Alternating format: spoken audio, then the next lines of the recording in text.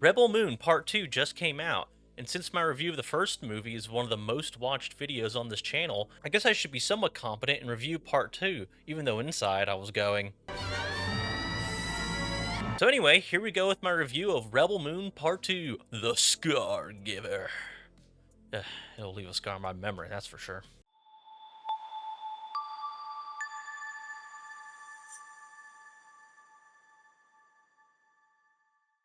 This movie starts off right where the last one left off. The bad guy Atticus was just brought back to life, and Cora and the gang just arrived in the town. They think Atticus is dead, and that will make it so the ship won't return for the precious, life-saving grain of the sci-fi gods. But the soldier boy from the first movie gets word that the Dreadnought will be coming to collect the harvest in 5 days. I guess he's just been talking with the ship the entire time, pretending all the other soldiers didn't die. So while still thinking Atticus is dead, and that the leftover soldiers of this highly advanced ship still are just in that desperate of need for this glorious hair-restoring grain, they decide to prepare for their arrival by harvesting said grain and then preparing to fight if negotiations go bad. Well, negotiations did go bad as soon as Cora saw that Atticus is still in fact alive, and a big battle kicks off. The farmers do a ridiculously good job defending themselves while Cora and Gunner go sabotage the Dreadnought. They win the battle, and the movie ends with them going, well, I guess we'll just keep fighting, I guess. And that's it. That's the story of Rebel Moon Part 2. Now, of course, this is a very dumbed down, abridged plot synopsis spoiler thing, but surprisingly, not by much. Because this movie suffers from the same shit that the last movie had going against it. The story is weak and bland as hell, and the characterization is non-existent to the most basic, boring shit. Like, you spend 15 minutes watching the entire old-timey process of how to harvest and collect grain in slow motion. I love that they have these like laser blasters, hover carts, and clearly the knowledge to maintain this equipment, but they still use wooden fucking tools and baskets to harvest the grain. And in like 3 to 4 days.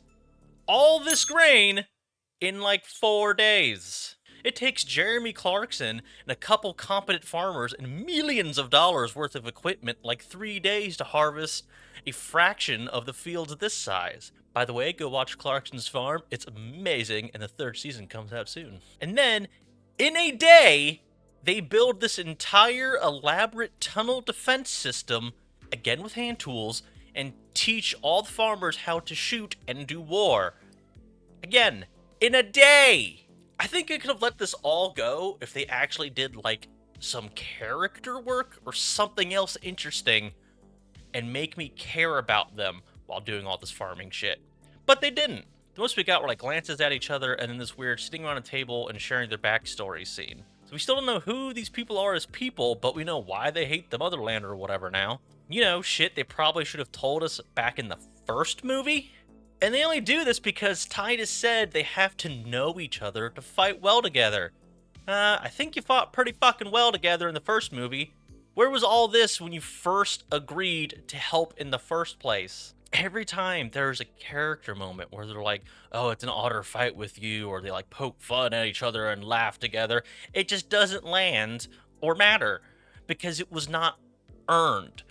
They constantly act like they did this deep bonding session with each other off screen, or it was cut out for like the 4-hour director's cut. Gunnar and Cora even kiss and love each other in our relationship now. Like, when did this happen? Yeah, I guess Gunnar saved them at the end of the first movie, but they did not set up Cora like starting to like him at all. It felt very forced, and the two had zero chemistry together. And major spoiler alert, there are deaths in this movie. But it's almost like a red shirt dying in Star Trek. I just don't care.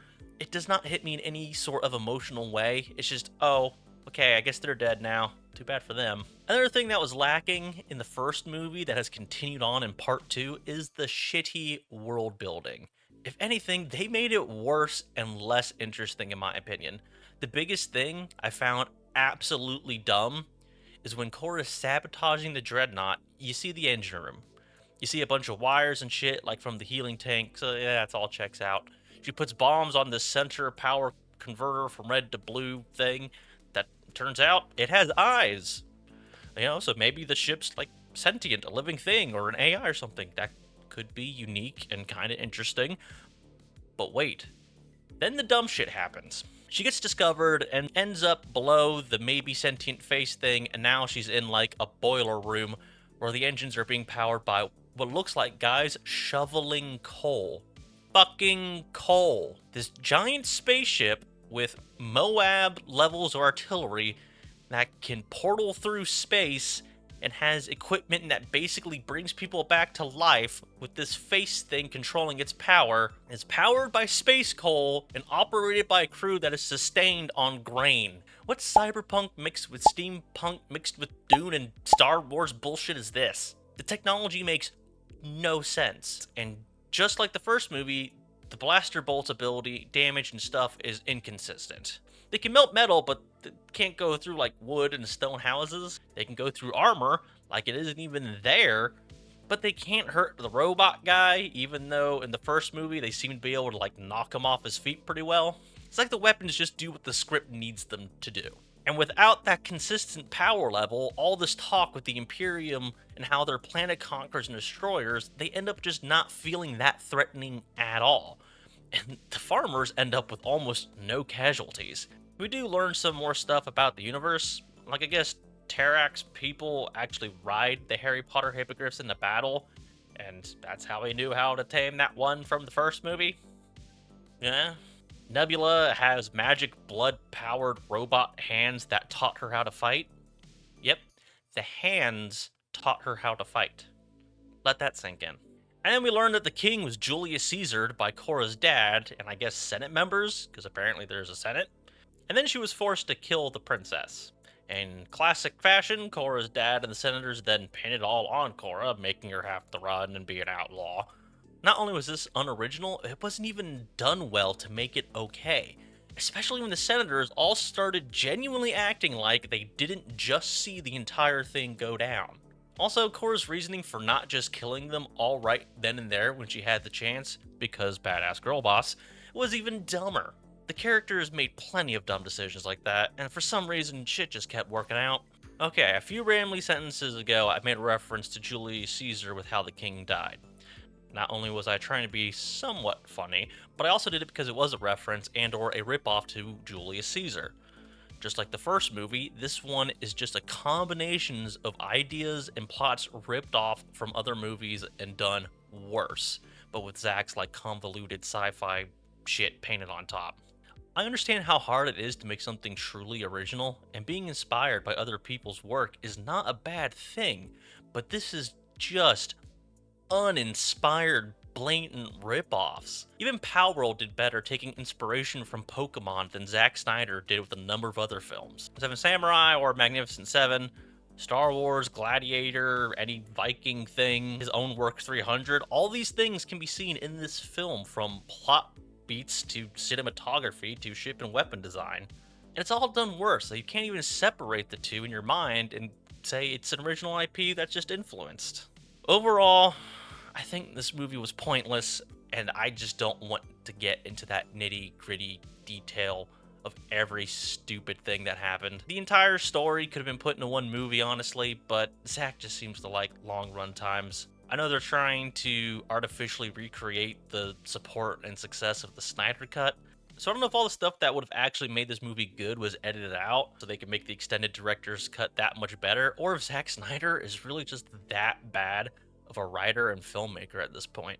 And I don't know if I really want to sit through a 4-hour version of the first movie that apparently is an alternate universe to find out. Rebel Moon Part 2 is just a spectacle with zero creativity, originality, or cleverness about it. If you like Zack Snyder, like the first movie, or kind of like the first one but wanted more action, then go ahead and check out Rebel Moon Part 2, The Scar Giver. But honestly, I think it's a waste of time, and this is not an IP that needs to continue. Let it die and give a scar to Zack Snyder's career. Like and subscribe, and bye.